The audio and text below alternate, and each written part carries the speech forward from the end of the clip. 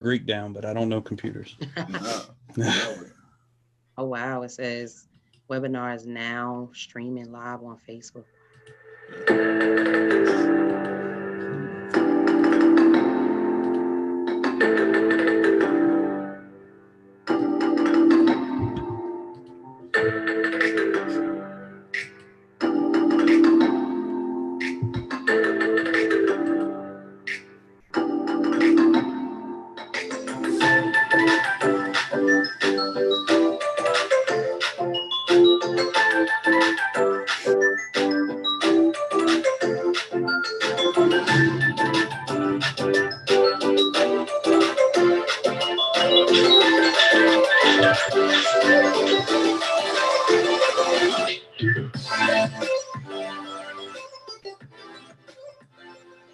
I done went live Welcome on to my our friends Facebook and page followers too, watching so I live got on some folks Facebook coming via in. Zoom. We are Bishop Brothers, and this is your safe space where we discuss current events from a biblical perspective based on our life experiences. He is John, I am Aaron. He's a chief, I'm a chief. He is Blood Wash, I am Blood Wash.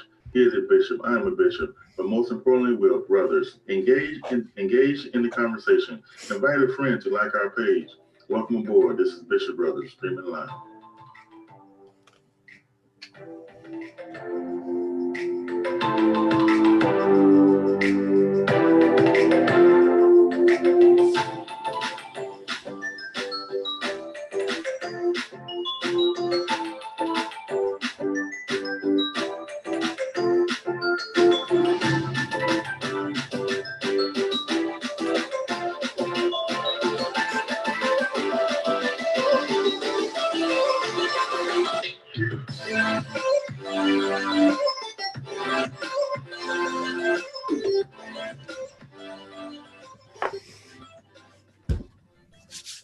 All right. All right, here we are. Yep, there she is. We thank you for joining Bishop Brothers as we work in all these kinks. And well, John, it's cold up in Seattle, but it's cold here, but it's hot right now because we have the hottest candidate in Missouri County with us, FJ Jones. That's right. With us. We thank you so much for joining us on this cool evening here in San Antonio. John, I know you look cool up there. And then how's the weather there, FJ?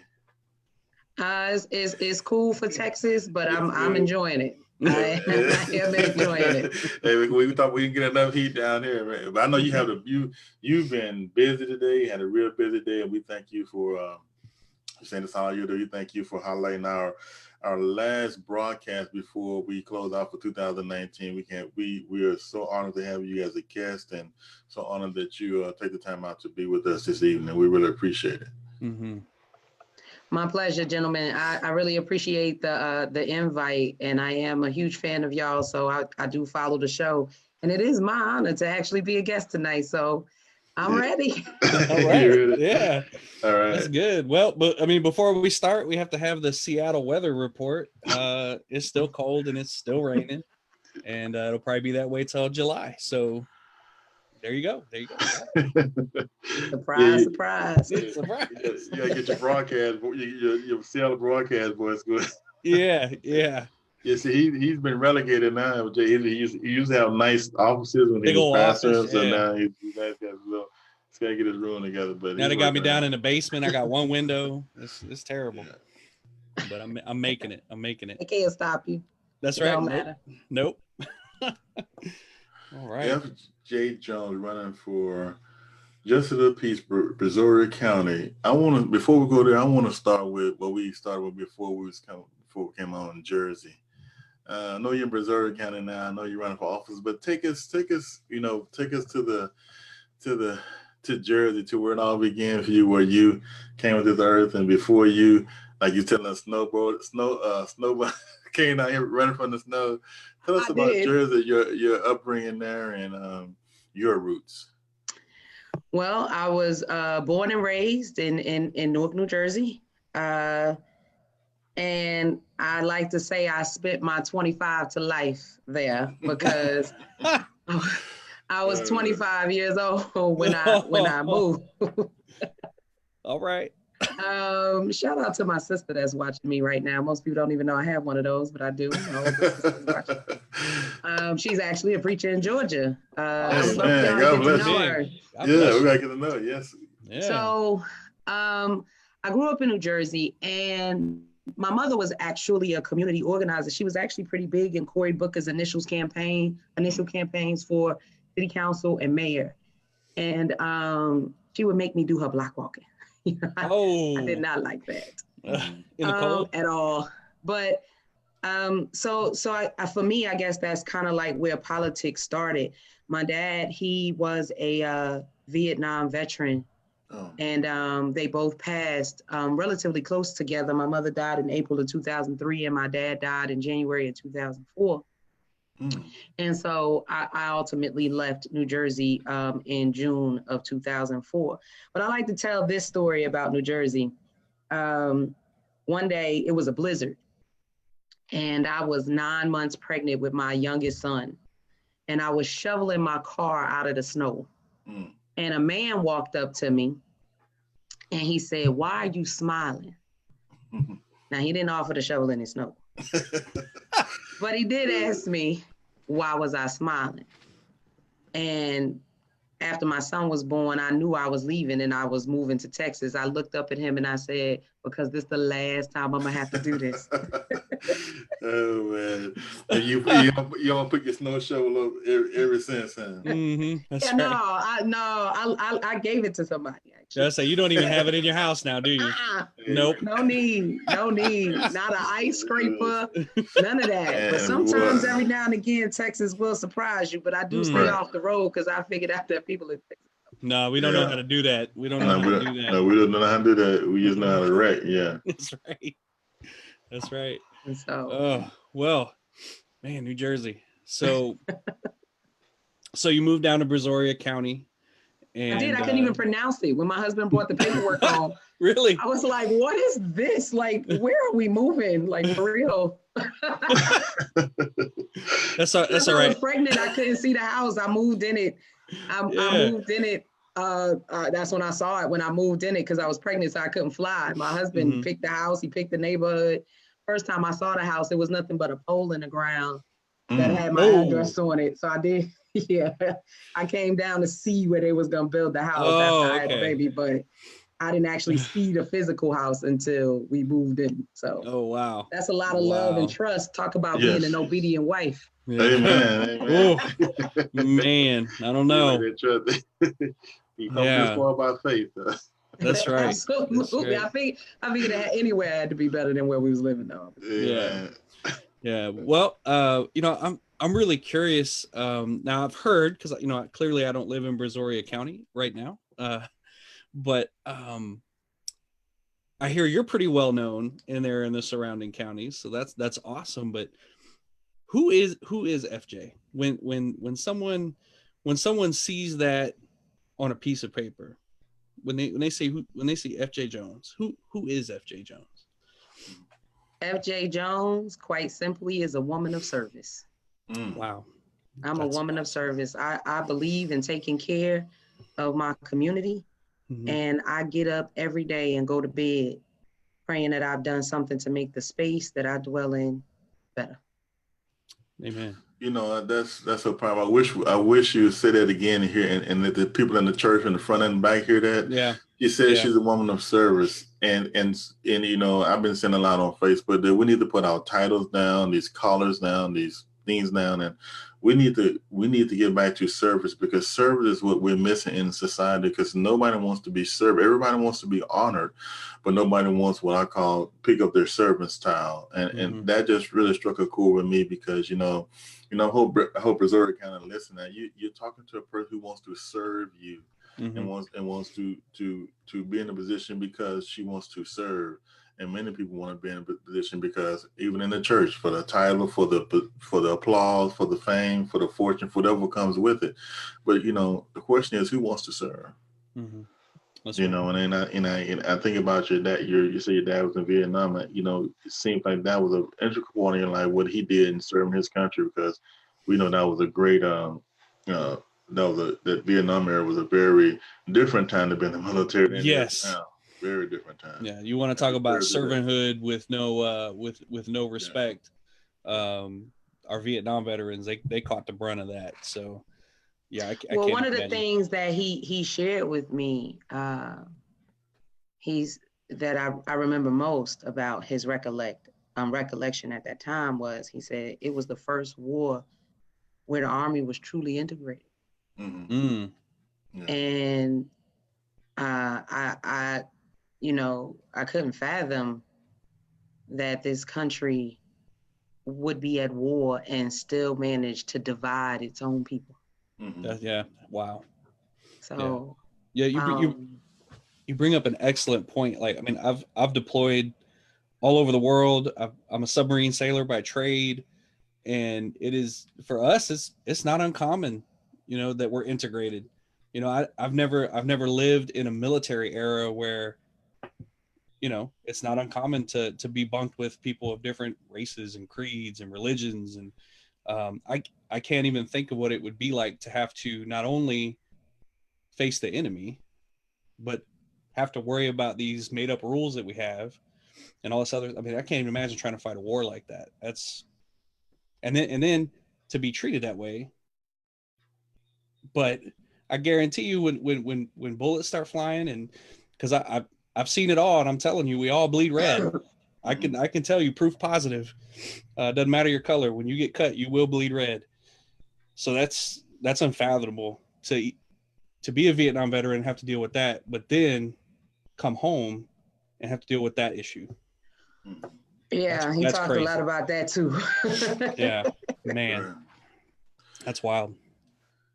I'm thinking about history, and we've been going back and forth. Me and you, we was talking about this, and I was researching this, this county that I was bred in, and later 18 years before I went to the United States Navy, and I was reading and was talking about since December 20th, 1836, Missouri County was founded, and in the 183-year history, I think I math right, 183-year history, that this county has never elected an African American, male or female. This is an election where I'm saying the eyes of the eyes of the country, the eyes of progressiveness, the eyes of let's move on is on us. And here you sit in a position to get this seat. How does being probably the weight of history on you? Do you feel that way? Do you feel not shouldn't say weight, but do you feel that you have opportunity now, not just to make history because of your color and because you're woman, but because of the significance it will show to people in the future that Texas, and particularly Brazoria County particularly, has progressed, where we can get past this terrible stigma of over all these years, 100 plus years, going on 200, that we've never elected an African American, male or female, in that county as a justice of the peace. The historical significance of this race, it does not escape me. Mm-hmm. But I will tell you is not as high on the priority list as most would think. Mm-hmm. The reason why the historical significance is important to me is because I want the generations behind me to see what's possible. Mm-hmm. I want them to say, I know I can because FJ did. And so that's what's important to me. But when you put on a black robe and you make decisions about people's lives, mm-hmm. you need to be a person of integrity and dignity. And for me, that's the most important piece of this job. It is not about being a Republican. It's not about being a Democrat. It's not about being white. It's not about being black. Mm-hmm. It's about having a good moral sense and the ability to fairly administer justice. That's what's important to me. And I think that in the position that I'm in now, I'm a diagnostician in a local school district. I won't say the name.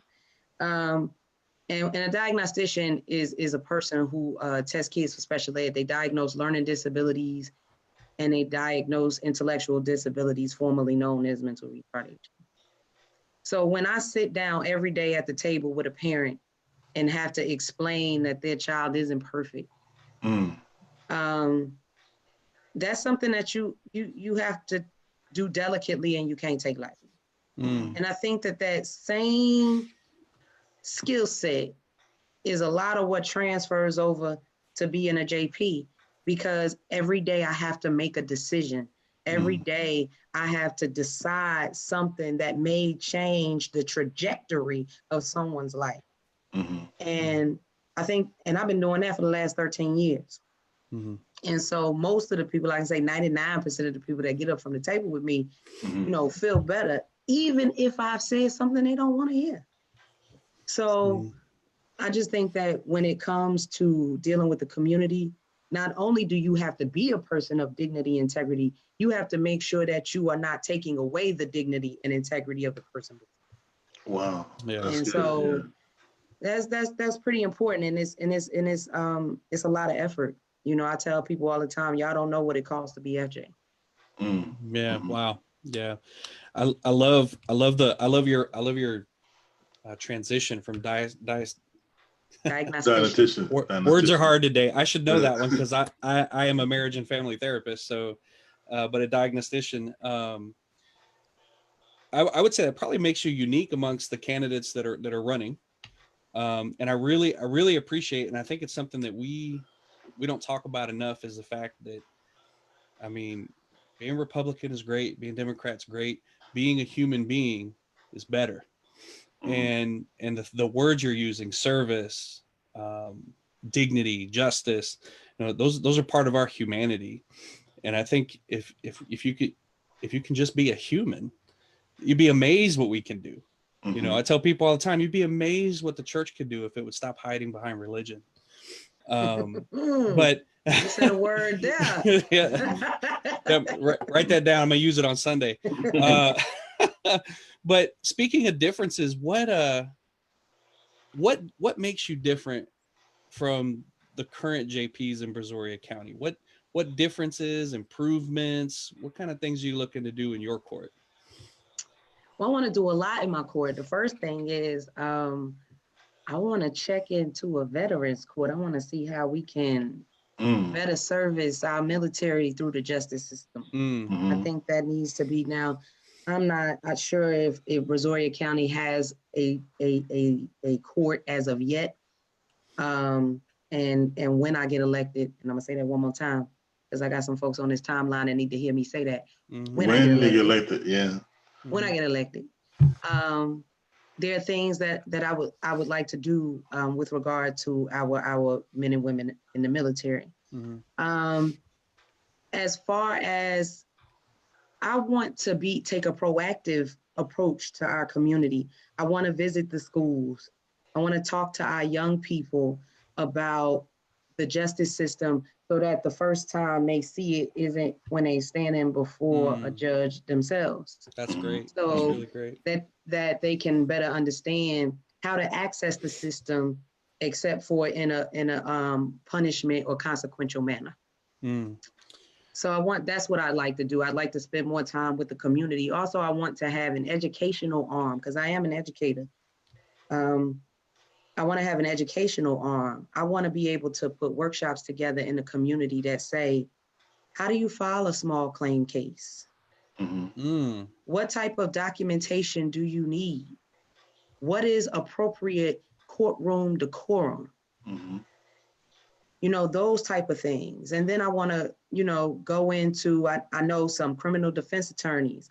I know some immigration attorneys that I would love to bring to Brazoria County so that people could talk about immigration openly.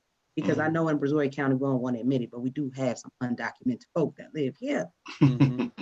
So that we can talk about that and just open it up and just bring the courtroom to the community.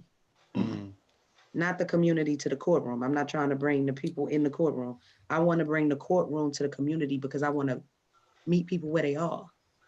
I don't want people to have to come to the courtroom to figure out how it works. If I can take it to you, then you know how to better avoid absolutely being there. Yeah, No, I think that's very significant what you just said, bringing the courtroom to the community. You know, that translates to everything. It translates to church, education.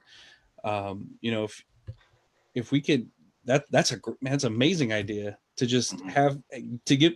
I don't know what to bring to a courtroom. I've never had to deal with a small claims case. I wouldn't know what to do. I mean, I could benefit from that all the way from Seattle. I guarantee it probably don't change much from Washington to Texas. We don't have justices of the peace up here. I don't know if you knew that, but that's not it's not a position up here.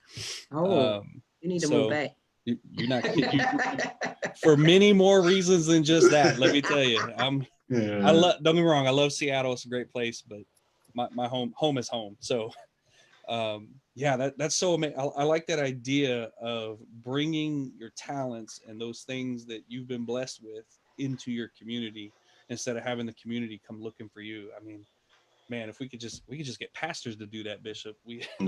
Man, sounds to me like a grassroots court.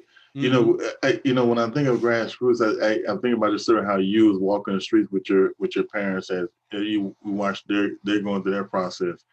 You know, and when I hear you talk, I hear a grassroots judge. I hear a judge who, when she gets to the bench, she won't hide behind the bench. She will come from behind the bench and go back to the grassroots, because if you're going to get elected, it's going to take the grassroots in Brazoria County to come up. So I'm telling the grassroots, listen to, you know, I think we sell short. We're talking about particularly the civil rights movement when we talk about voting. When we talk about voting, yes, they fought and died for us to vote, but they also fought and died for have the right representation to vote for. Exactly. They wouldn't plan for me to vote for Jim Bull Connor.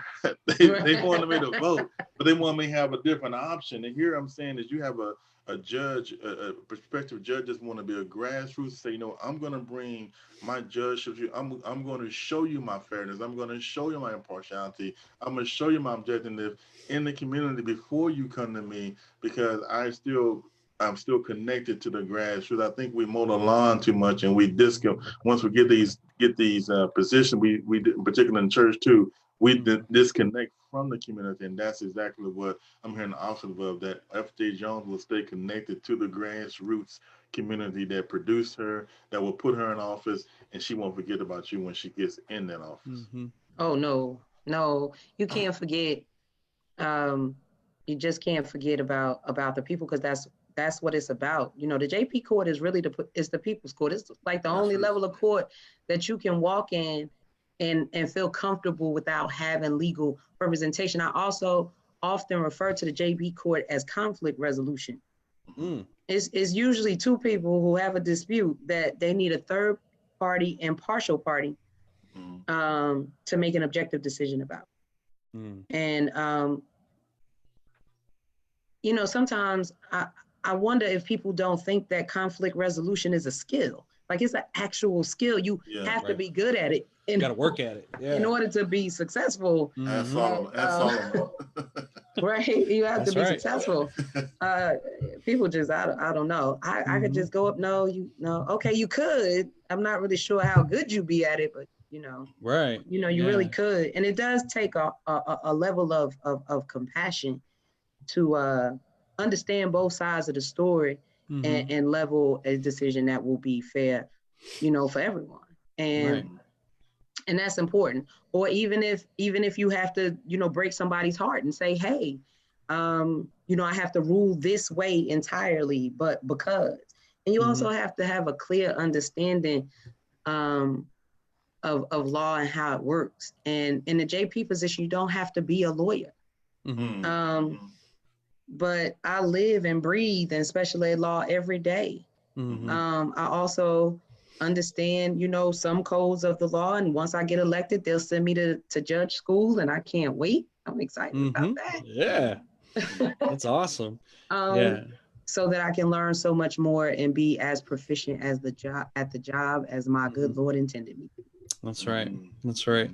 Yeah. What I keep hearing from you, and I gotta admit to you, I did some cyber stalking, because you know I'm not down there in Brazoria. I gotta go find you on Facebook. Go dig. Yeah, I'll tell you, and I do find some good stuff. Yeah, no, the one thing, if I had a word to describe FJ, just from what I've seen, because this is the first time we've ever spoken together, would be the word community. I would say that just from an outside guy from 4,000 miles away looking down at the great state of Texas, what I see from FJ is a person that is interested in the community.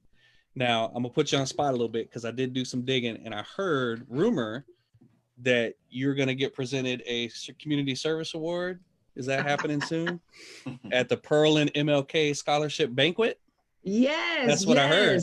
That's what I heard. So what I also found out about FJ is she don't brag on herself too much. So I'm gonna put you on the spot a little bit. I'm gonna make you brag about yourself a little bit. Okay. Tell me a little bit about this this award and tell me about this service that you're getting recognized for.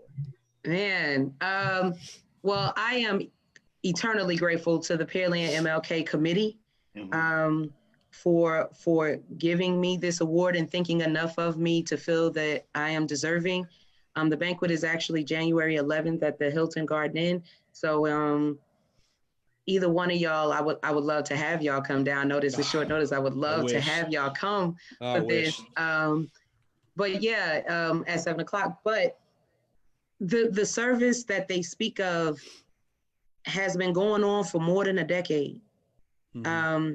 When I left New Jersey, I wanted to get away from, my mother's name was Marion McCray. And I wanted to live in a place that didn't need a Marion McCray. My mother was so powerful in my community, but I always felt bad for my mother because it just seemed like the problems never stopped. And I was just like, you spend more time fighting for folks who could care less about you, right? So when I got here, I was like, man, because I grew up in the projects.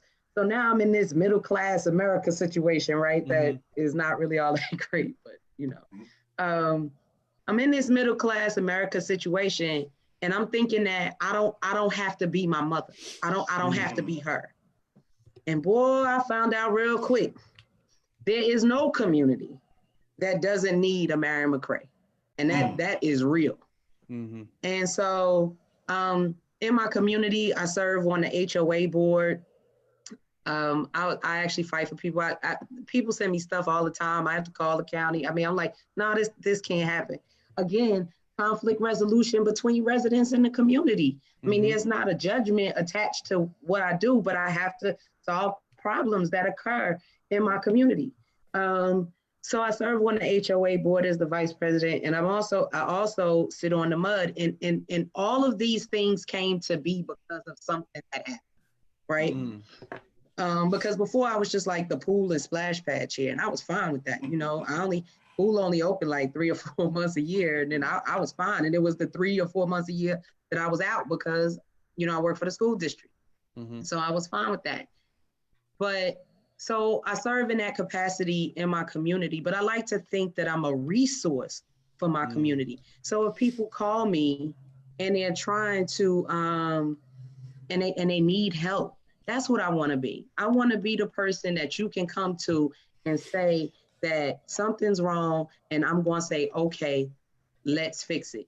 Not you fix it, not go somewhere else and talk to somebody else, not any of that, because it just seems like that there was a runaround going on before that I didn't appreciate, and I figured that we needed that.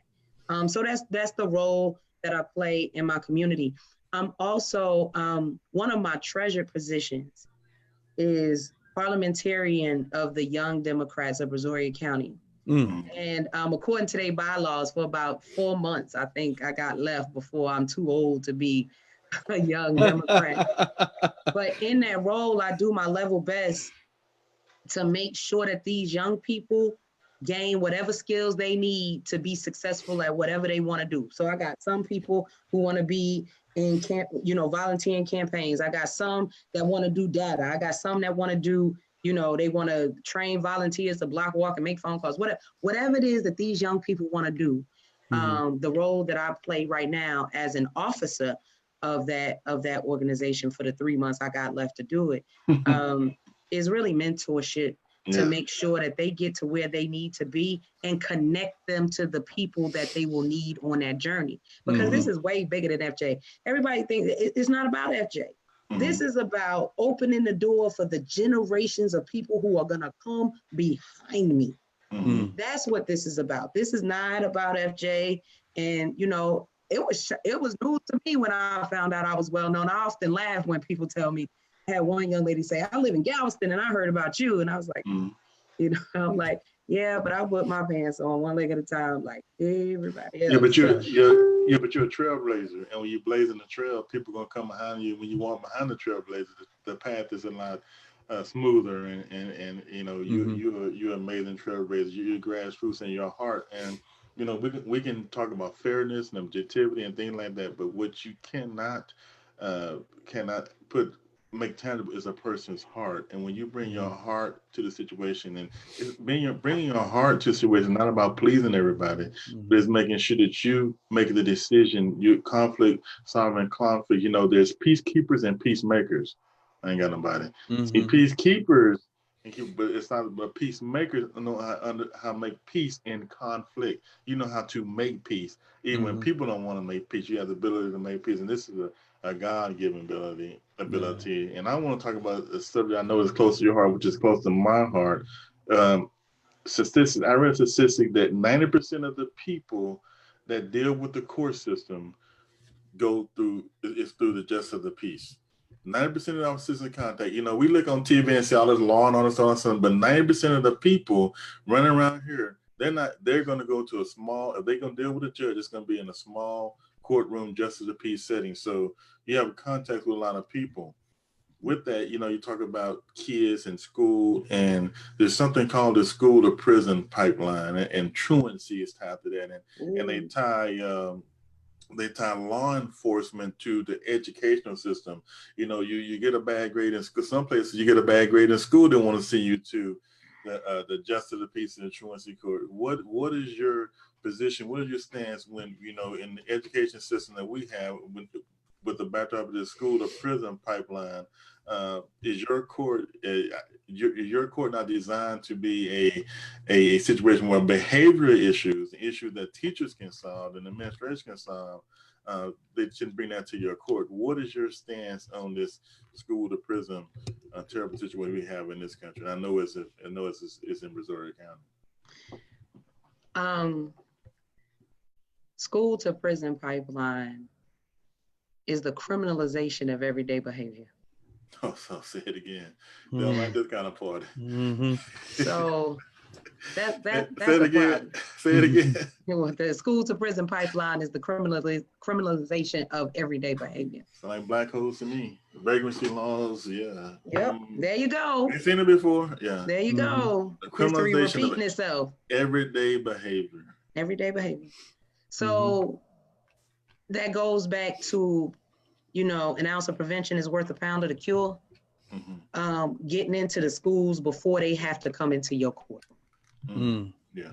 Going to talk to these kids, giving them an opportunity to know what a justice of the peace is. Most people have no idea. I answered the question, what is a justice of the peace, more than I answer any other question on the campaign trail, because most people don't have a clue what the justice of the peace does. Now, how they most of the time when something happens in a school and it's like a charges of file and stuff like that, it goes to the county court. It doesn't really come to the JP court, but truancy comes to the JP court, right? So let me talk about that. As a woman who has been in education professionally for over a decade, but I've been an educator since I was a teenager. Truancy is a symptom of a much bigger problem. So when you have children that don't come to school, they're not usually sitting at home in a healthy environment with their feet up playing Xbox. It's usually some severe things going on in that household that is keeping that child from coming to school. And so I would hope that once they get to me, that I would be able to assist in a way that would at least put the child back in school, so that we not writing more tickets and parents are not paying more $500 fines, and we are not consistently creating this revolving door in the courtroom. And so that's pretty much where I'd like to start with and help out with the school to prison pipeline. Now, a lot of JPs aren't educators, so they don't understand what's going on in those schools that can lead a student into their courtroom. All they know is that I got this kid with this piece of paper in front of me. What am I going to do? Mm. But the JP also has a lot of latitude to make the court be whatever it wants to be. Whatever the JP visions for that court, it can be in some shape, form, or fashion. Now, I'm probably sure I have to talk to the district attorney's office or the, county attorney to make sure I'm legal. But I think that this position can breed so much more. I think that these elected officials can be more in the community, can be more visible, instead of the only time anybody sees you is because something has gone terribly wrong. Mm-hmm. So that's what's important to me. School to prison pipeline is it's about money, like everything else in this country. Mm-hmm. It's about money. And I just don't think that it's fair that corporations should make money off our young people. Yeah, you brought up a really interesting point about, and I don't know, I'm sure Bishop Williams sees this all the time, but applying things outside of context can be so dangerous. So when you have a law, and when you let's say you're, there's a justice of the peace, and they're only going off what they see on paper. They have this paper that says this is the crime that was committed. They have this paper that says this is the law that was violated, and these are the options. And they just do that rubber stamp work. You're missing the entire context of what is going on in the community. To me, that's just like us as pastors, because we're guilty of this too. We just do it a little differently. We'll look at scripture and we will, well, it says you can't do this, and this person's doing this. It says you can't get divorced, so you can't leave your husband, even though you got 2 black eyes and a broken nose. But the scripture says you can't leave. Well, what you're doing is you're not applying the cultural context of what is happening. You're just blindly following things. And to me, that's probably the most dangerous thing that a pastor can do. And I can't even imagine if a judge were to do that. When you have a kid, and I completely agree with you. A lot of things that we see, like what we see in schools, and this is true in Washington, it's true in Texas, probably true everywhere in this country. The way we see children act in school, that is simply a product of something that has occurred at home. When you, especially the younger the child is, it's so dangerous to just blindly follow anything. We shouldn't be blindly following judges, politicians, preachers. We shouldn't be blindly following anything. And I can't even imagine how dangerous it is for a judge to just blindly do something. That's terrifying.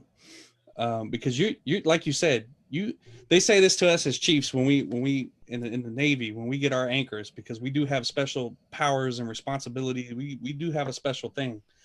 But what was told to me right before I put on my anchors was, you're going to be given the terrible beauty of having the ability to ruin people's lives. Mm-hmm. And if you don't appropriately check your power and do it correctly, you can wreck people.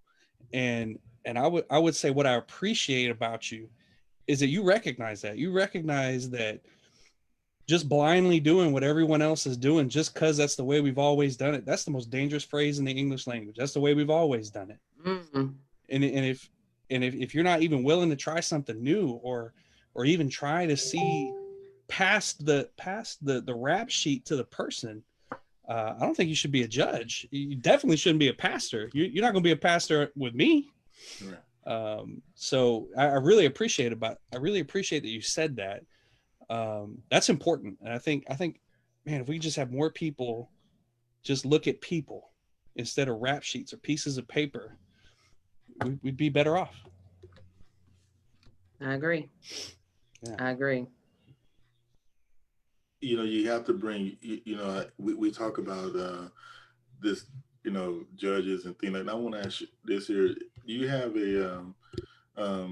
somebody in judgeship or jurisprudence that you look up to, that you model yourself after, as far as, being a judge? I know your parents are one, but do you have somebody that you like their judging, how they judge and how they adjudicate cases or administer justice or carry themselves, whether it's on the bench or at any level? Do you have somebody that you look up to as far as a great mentorship for you going into the judgeship?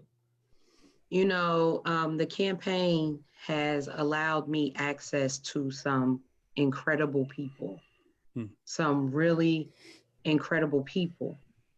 I could put a list of people down that I could tell you, but I'm going to give you one name of a person that I admire greatly, and who is currently a judge. Actually won her judgeship in 2018. Her name is Megan Hassan. I know. And Megan Hassan is now in a court of appeals. Mm-hmm. And she did something recently that was incredible, as if she wasn't already incredible enough, right? So recently there was a court case that came to her desk. And it was about a young man who had been convicted in a lower court for a burglary, and it was working its way through the appellate system.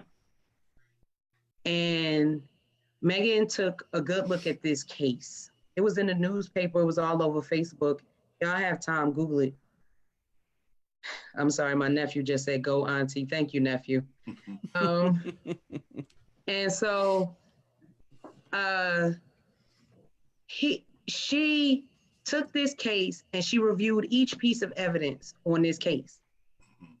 And what she found was that there was no way that this young man had committed the burglary, because at the time that the burglary was being called in, he was being pulled over by the police.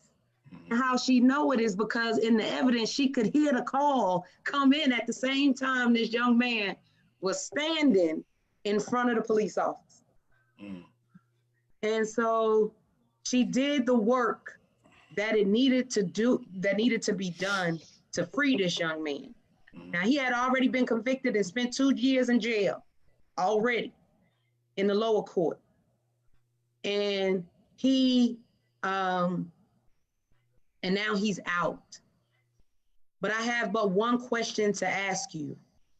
How different would that situation have turned out if Megan had chose not to run or lost this election in 2018? Yeah. And so that is the power of putting the right people in the right places. And Megan is a good friend of mine. I think that she is incredible. And so if I had to pick one name, that would be it. But much respect to all of those judges. And we talk about the 19 in Harris County. We talk about those 19 African-American women who won judgeship. But I will tell you, I was a whole lot more than that, that won judgeship in Harris County. Just focus on those 19. So I do know a lot of those ladies, and I know if I ever needed to pick up the phone and call them, they would be right there for me. But if I had to choose one name, if I had to say one name, it would be Megan Hassan. Well, you said a brilliant one. I met her, a powerful woman and a powerful judge. And but you said in your own right, you said if you don't need criminal justice reform, you get judge reform. I mean, I did say that. What do you bring to the bench? See, do you bring your heart to the bench? And I understand the law, but you will need judges if you just go by law books. The humanity is there for a reason. And humanity is to be able to bring your humanness to it. Humanness is not biased.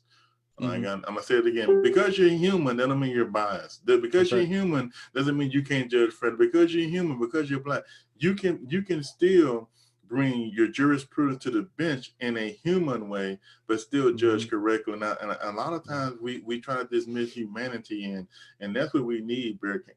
We need judges who are going to bring the humanity to it and look, and what you said, do the work. to make sure that you've looked at the case and that you can properly adjudicate the case. And that's a great example of Megan Hassan. Wow, powerful. Yeah, that's powerful. Oh man. See, this is why I got to get to Texas. I don't know who this is, and I got to Google her, and I got to figure all this out. Yes, We ain't got no justices of the peace. I don't know what I'm doing up here.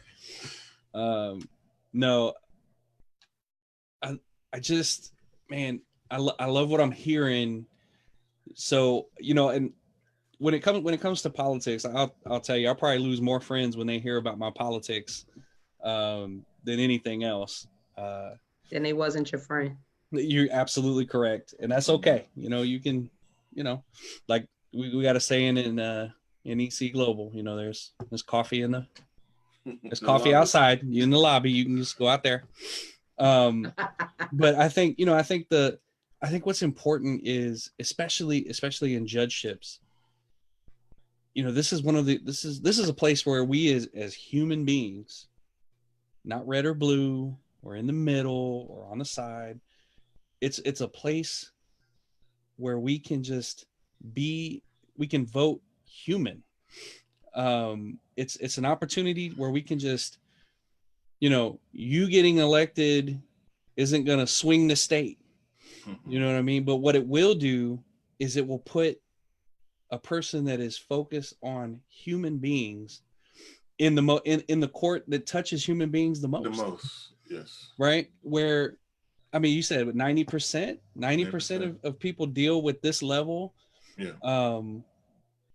That's probably where we need someone who is more interested in humans than politics.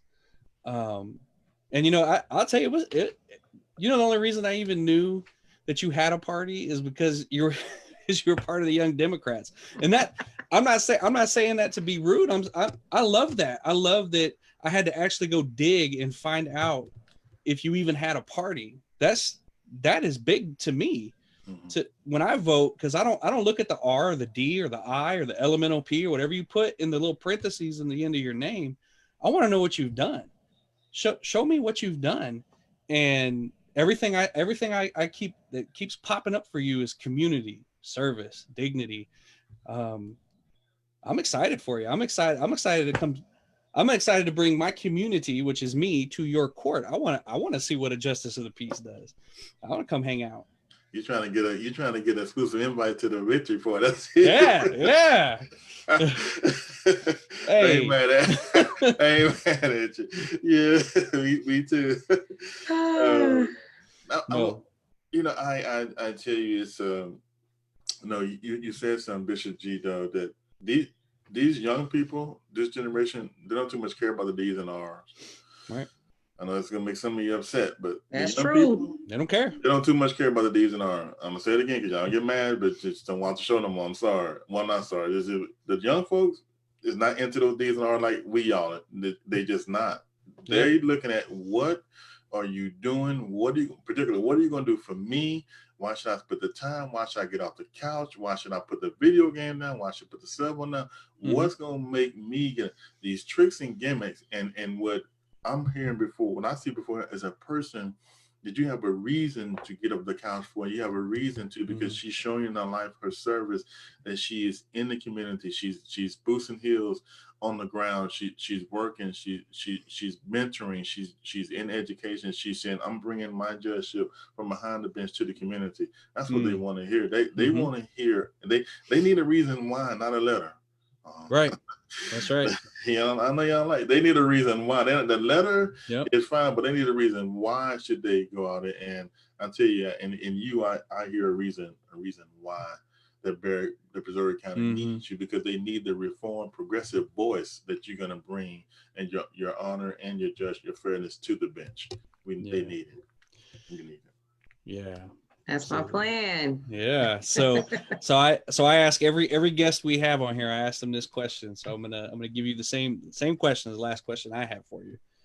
Is how, in your view, both in education and now as you're moving into a judgeship, one, how has the church failed? How do we get better? and what do we need to do? How can we come alongside you in your efforts? What does the church need to do? You know, the campaign has also taken me into a lot of churches, and I've seen a lot of pastors, and I say this constantly to pastors. Pastors need to be very clear about what the law is regarding politicians. I see a lot of pastors afraid to invite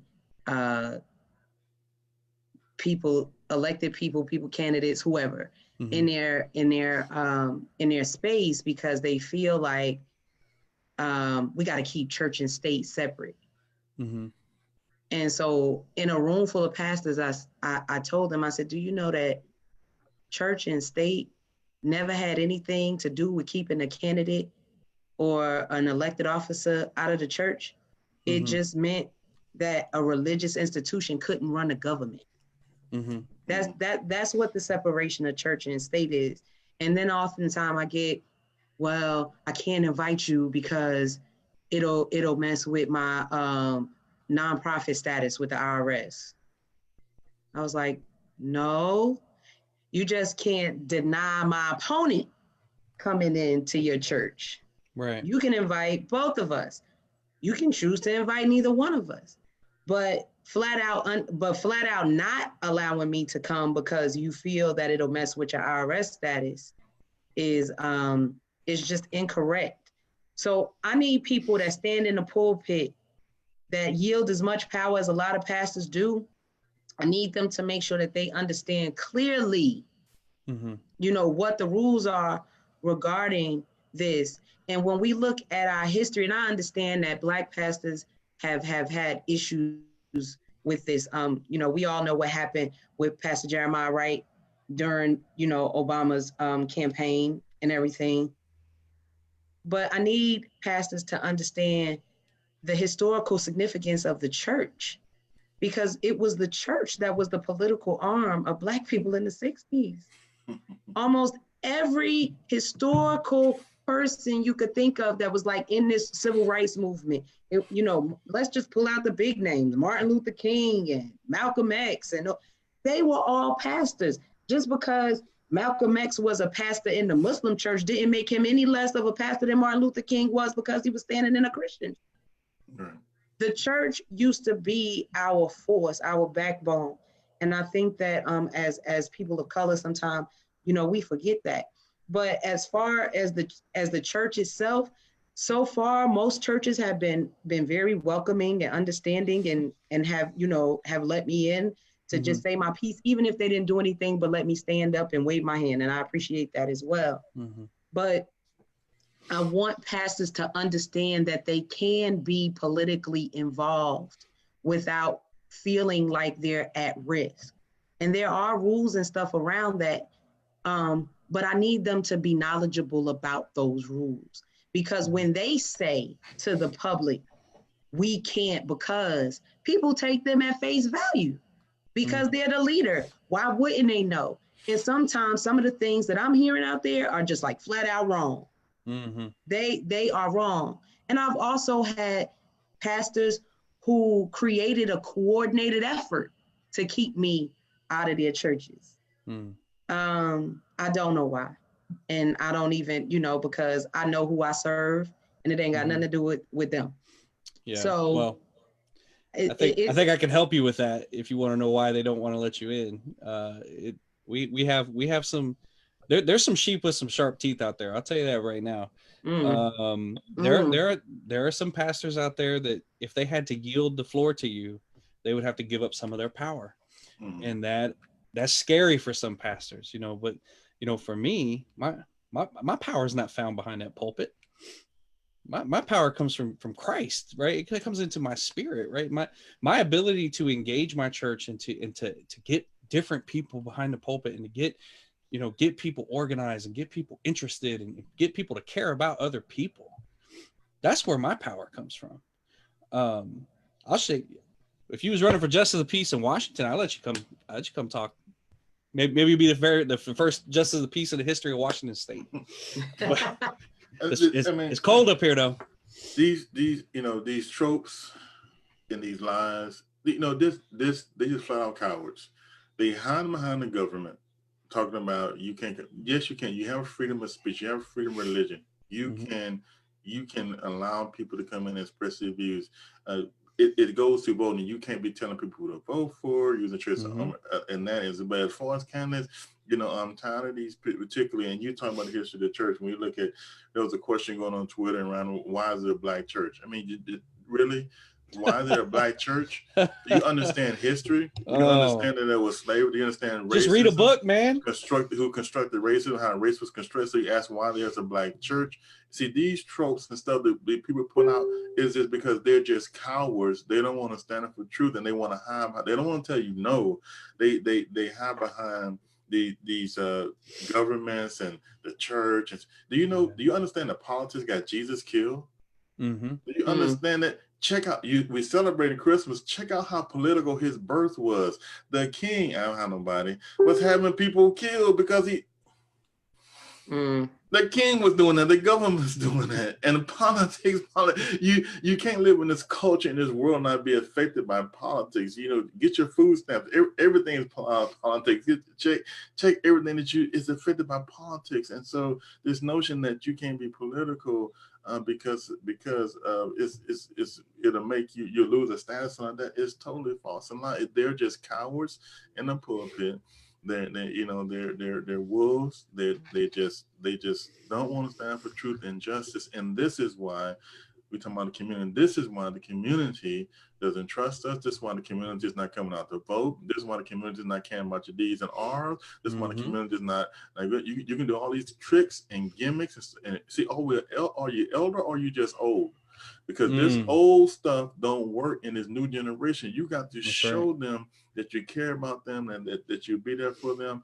And when you hide behind these tropes and you hide behind these cliches and these old sayings that people are saying, trying to be politically correct, they don't care about political correctness. They want to know, what are you going to do? What have you done? What are you going to do for me if you get in the position? Why should I vote? They want the answer to the question. They're not just going to go just because you're a Democrat, just because you've been in the old party for all your life. And so when you come along, I'm so glad you come along, because we need to kill these tired tropes, because we're living in an age that you're saying you can't pray and you can't have people come to the church, and I know people are praying hard for a man right now in the White House. And they're praying hard for him, hard, because y'all know what's going down. They're praying hard for him. Ain't nobody shutting down their churches. Ain't nobody taking their IRS status. Ain't nobody taking that. Come on, stop this. And your little 10-person church, nobody cares about the status anyway. Grow the IRS up. Don't even but care. Man, kid, they don't care. You ain't got no money. They don't care about. Anyway, so just stop this trouble. You're just a coward, and you just don't want to stand up for truth and justice. I want to close with a question that's totally had nothing to do with judgeships that only you can speak to, and one that bothers me. And I'm gonna bring somebody later next year to talk about it in deep. But I want to hear your take on it. This has nothing to do with judgeship. This is you as a Black woman. I read a statistic that really bothers me about Black women, and you are a mother. Black women in America are 3 to 4 times more likely to die due to pregnancy-related causes than whites. Yes. In the United States of America, that is undeveloped countries' mortality rates. Yep. Now this ain't under judgment. This is a human being. Why, as a woman, what this thing got to do with judging, obviously, but this is the people who are going to be in your community and things like that. What can we do about it? What would you say to young women who's coming up, Black women, and this ain't, I don't think it's a lack of insurance, and I don't think it's what's the problem with that? Why is that such an issue in the modern era that we live in, with all these medical advances that we have, that we such have a high mortality rate, particularly with this demographic group that you are part of? women of color are experiencing health concerns, not just mortality, but experiencing health concerns at a much higher rate than our white counterparts, because we just don't have the access. When you look at statistics about Black people versus almost any other race, in this country, we are poor everywhere, and nobody's operating for free. Right. So women of color are dying at alarming rates with a lot of things other than childbirth, because a lot of people of color are just poor and they don't have the money and the knowledge to seek the resources that they need to help themselves. Now, I've had 2 children, and having a baby is a very dangerous process in and of itself. When you are pregnant, your stomach is almost in your chest. So there are things in your body that have to adjust just, to accommodate. And I remember when I was giving birth to the first son, it was very difficult because he got stuck. And, imagine if I was a woman who only saw that doctor at the time of the birth because I couldn't pay for prenatal care. Or if I was a woman who walked into an emergency room and here I am in the middle of this. The reality is African-American people, not just women, have less access because we don't have the financial resources to gain the access that we need. And that's just really it. It's money. It's always about money. Wow. It's always about money. And you will find that when you have women who are of our white counterparts, you will find that when they in the same situation we in with money, they die about the same rate we do. Because it's not about race.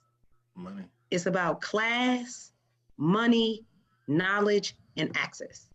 And if you have money, you don't need knowledge to get access. All you need to figure out is where to go.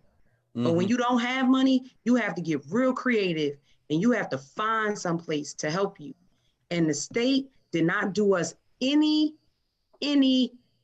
favors by closing the doors of Planned Parenthood.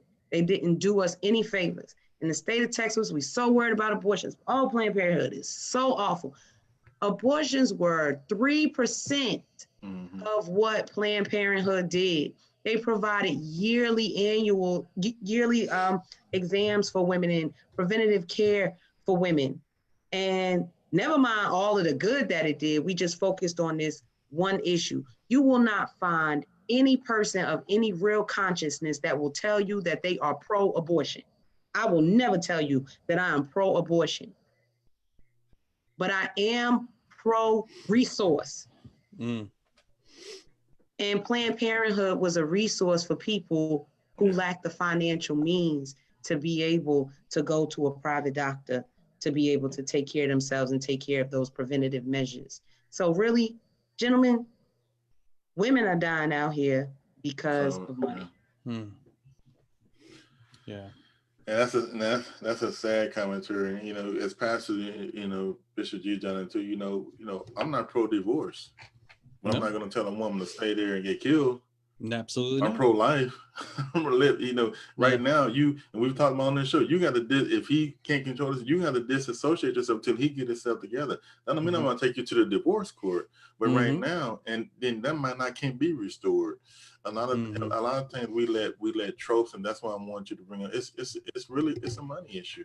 It's a shame in America that what I believe is should be a right that people have access to healthcare in the richest country on the face of the earth. This alarming rate we got to do something about. I just want you to put your voice to it as a woman to say, you know what, we need to wake up.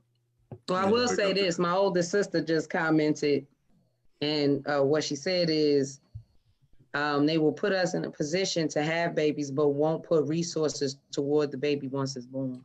Mm. Yeah, and I've had to say this many times in my church.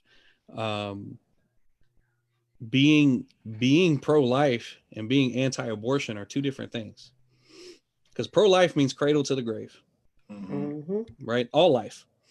So if you want to take the pro-life stance, which, you know, I'm a pro-life person, but I'm a pro-life cradle to grave person, right? I'm not just talking about babies. You know, there's so many other areas where, you know, children are starving to death, the elderly are starving to death. We have these gaps in coverage where, you know, I mean, someone like me walks in and someone like you walks in, and it's different. You know, there are real life issues out here. So I'm pro-life, but I am pro-life, all life. Yes. And, you know, just sitting there and talking about how anti-abortion you are, that's great. But what are you doing for people? Anti-abortion is a stance. Pro-life is a lifestyle. And trying to get people to understand the difference of that is quite difficult. It is, and you know, you're anti-abortion, and you want me to come in the world, but when I come in the world, and you sit me in the class on this label, well, I ain't got nobody. Exactly. You put me when I come out the womb, you put me right in this class and label, and then you want to just discard me, marginalize me, put me cast aside, but don't see what I'm saying, and that's what we do. Man, this has been one of our best interviews, and I'm gonna let you close with when's the election date? November 3rd. Actually, we have a primary, but I was fortunate enough not to draw a primary opponent. That's why I think I'm so. excited about that. We're going to get through the primary, but final election day, when I definitely need you at the polls, is November 3rd, 2020. If you want to know any more about me, want to get in contact with me, would like to volunteer for my campaign, would like to donate to my campaign, I need all the money I can get. My website is www.justvotejones.com. Also, you can reach me through any social media platform, Facebook, Instagram, Twitter, with @Jones for JP. So you can always reach out to me. My phone number is everywhere. My email is everywhere.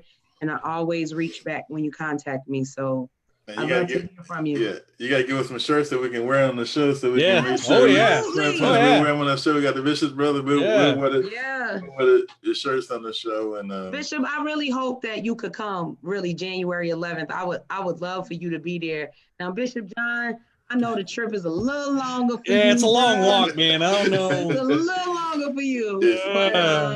If you can't make it, I know, send us some love from Seattle. But Bishop, I really would like to see you come on down. And I also, so I really wish you called Robert Williams. I haven't said that name one time in this podcast, and I know he's watching. He's always watching. I love Robert. But I really wish you would coordinate with him and come on down here, because I'd really love to have you and love to share that moment with you. But it is nothing like being honored for doing something that you just love to do. And I will say, being honored by your own. Yeah, then that's, and we have to do a better job of honoring the people who need to be honored. And you're worthy this honor. And I'll say this, Brazoria County, I mean, this is our moment. You know, she's going to do everything she can, but we got to come out and we have to vote. I'm gonna make this video on YouTube and give it to you so you can send out to people. I think it'll be a good campaign thing to use, so people can sit down and watch the video on YouTube, so they can hear from your heart and where you're from. But the most of all, we got to understand that, you know, you have a person who's being real with you and who's saying, you know what, I'm going to be fair. You might not like all my decisions, but I'm going to be fair. Absolutely. And I'm going to get from behind the bench. I'm going to come out and represent you in the community. And I mean, and you can't you can't get no better than that. And it emanates from her. You can see in her heart how much she loves what she do. I think she's calling for the position, and it is history. Either history is only, but beyond history, it's the right representation that we need in the county. And I'm thinking about changing residence for about 30 days, so I go down there and vote for you. Move back to San Antonio, but I don't know how that works. Maybe I'll talk to Robert Woods, I can work something out. But no, and I want to close with this. It is, I can honestly say, it brings tears to my eyes that I live in Barry County, and obviously I can't vote. That I wish that I had the opportunity to cast a vote for you. And if you don't, I don't believe in this saying that people say, well, if you don't vote, you don't have to, you almost not a citizen. No, people have a right not to vote. That's their right. And they're still citizens. And so when Mom had Alzheimer's, she couldn't vote. She wasn't a citizen because she didn't vote. Come on, miss me. No. People, that's their choice. But now that you have a representation, now that you have a choice, Brazoria County, man, let's do it. Let's make this happen. Not because of any external thing, but because you've heard our heart and that she would go to work for you, and it's needed in the community. We have to quit complaining about what we don't have when you have the opportunity for representation. God told Moses, said Moses, and you're talking about judges, and that's why this people say, why Bishop talking about judges? Well, God told Moses, if you don't get some judges, you're going to kill yourself. Mm-hmm. You can't handle all this stuff. He created judges. He created Levite priests. He created judges to help him administer the justice in society. So this is what a just society does. They have good judges, and we have the opportunity to get a good judge and a great woman who will represent us well and proud, and who will turn Brazoria County upside down. And so shake it. I'm gonna turn it upside down and shake it. We'll get a last words to you. Yeah. Appreciate you. All right. Well, again, Brazoria County, and I would like to thank Bishop Brothers for having me on. I really appreciate this. This really does mean, it means a lot to me. And I want to wish you both well in your continued work. And the next time you have a convocation, I will show up. So just let me know. Hey, man, we definitely will. And I want to remind everybody to please get out there and vote. We have a whole bunch of elections going on in Texas. We have a runoff going on in January sometime. We have great candidates on the ballot in the primary. So I urge everybody to get out and go out to the primary. But most of all, when we get to that general, I need you to vote F.J. Jones for Justice of the Peace in Brazoria County. I promise to serve you well. Amen. Fair Justice Jones. Amen. Move forward. I appreciate you so much. Tell your family we love you. I have to meet your husband one day and your kids and all that, and we're gonna meet them soon. And we love you. Yes, you will. You come to the Philly MLK event. You'll meet him. He'll be there. All right. Well, you put him on the spot. You done told everybody I'm coming, so I got Well, we met about 3/4 of him. He's a very tall gentleman. So that was my son. Well, okay. Well, we got about 3/4 of him. So we've at least met 3/4 of your son. So that's good. And I got you. I'll bring your Bishop Brother shirt. I'm on our FJ Absolutely. Jones shirt. All right, that's a deal. Out off the press. Bishop John, make sure you send me your address and your size, and I'll make sure I mail you one. All right, it's happening. Brazoria County, Texas. It's happening. All right, I appreciate that. Yeah. All right. God bless you. We'll talk God bless you. Bye-bye. Bye-bye.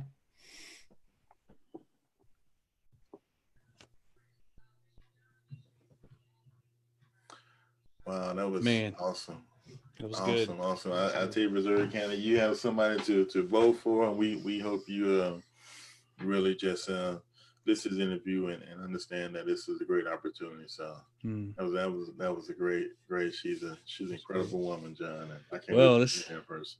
Yeah, I'm excited. I'm excited to get my shirt, man. I'm about that. You know me, I like wearing shirts on the show. Anybody out there, if you got a cool shirt and you want to send me one, I'll wear it during the show. I got to look at it first, though. Can't have it too crazy. But that was a great question you asked too, man. Those powerful questions, and I'll tell you, really show who she was, and that's what that was about. And we just want to do some housekeeping. You won't see us for a few weeks. You won't see us again till 2020. That's right. We'll be back, Bishop Brother back. But when we come back, It's we're gonna going be to have a new opening. We have a new logo. Mm-hmm. We're going to tell you about some different platform. One platform we're talking about moving through. We want to take all our followers and visitors with us, and we thank you. We had some great following tonight. We thank you for following us. But yeah, we're gonna do some different things as we grow. We're working on our book, putting our book together. We're hoping by late spring, early summer, it'll be our Bishop's Brother, and it's going to tell the story of how we started, and everybody's got a story, and we have a story, and how we begin, and how we moving forward, and what God is calling. And you just seen it. This what God called us. What she said about the church. Only she can see it from that perspective. That hey, you know what? You don't have to be live in fear of being political, because we live in this culture too. As we see all the time, Pastor, that gets people in trouble all the time anyway, of not understanding the cultural context. The writers of the Bible were writing when they was writing. We all have a culture that we live in. Yeah, and it affects us. Absolutely. Yeah. But yeah, really, really excited for where we're going from here. Big shout out to everybody who follows us and likes us. This is all grassroots, man. We haven't spent $1 on advertising, and you guys show up day in and day out. So we're really appreciative, and I'm really excited to just up the game and give you guys a better product. We always strive to get better, and just to open it up into some different arenas, and really be bishops of our word, get involved in these communities, and just engage, because we got to get out from behind the camera and the microphones. We got to do that too.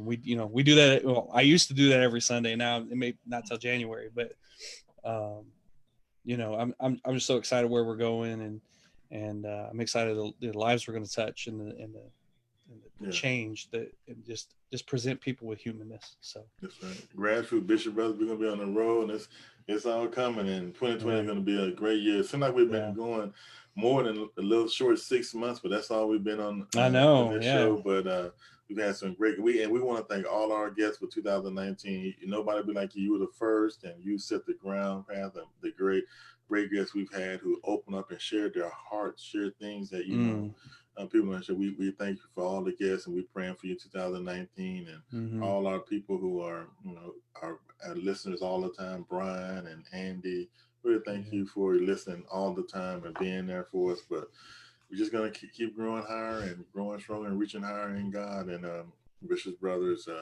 is just beginning, and we just thank God for you for this labor and love. And hopefully we'll be seeing you real soon, sometime soon. We're excited. Yeah. Amen. All right, brother. All right. Sign off. All right. Next year.